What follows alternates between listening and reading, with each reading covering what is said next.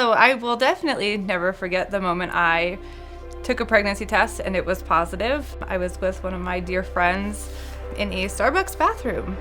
And, I think the biggest emotion I think initially was fear of being like, oh my gosh, this is a pivotal moment in my life and everything is going to change in this moment. And then, thinking, well, what am I going to do? What path am I going to take? How am I going to figure all this out?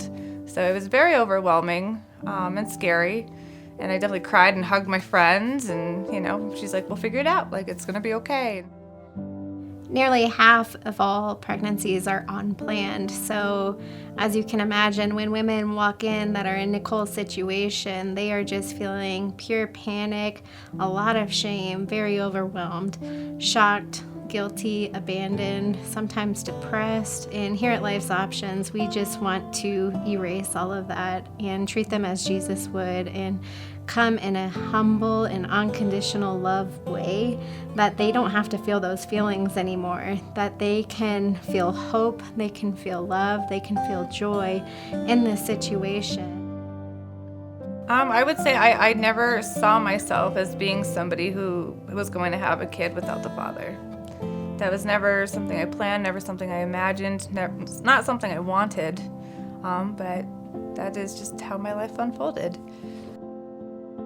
When life flips upside down for our clients, we just know that it's very important for them to walk through all of their options. When Nicole came in, I could tell that she was very scared, and thankfully she had a friend that came in with her to just put her at peace to walk through our doors. And as we got to know her story, as we got to just know her heart, I could tell that she started opening up more and more to us. And there was a point where she just started crying about what had happened, and I felt it was okay to walk over and just put my arm around her, just to be that hand, that helping hand in that moment, and just to be that listening ear.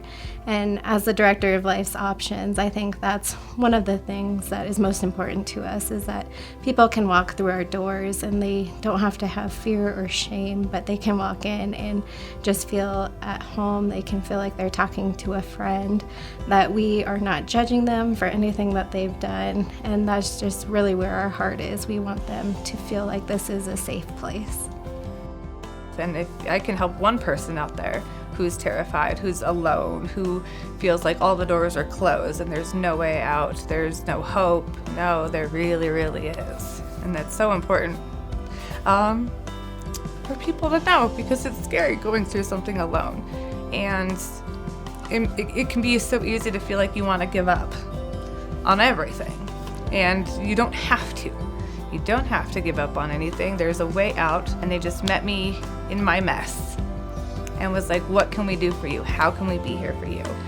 They say, like, when there is no way, God will make a way. It's like I have personally in my life, in many other situations, literally seen, the equivalent of God parting the Red Sea.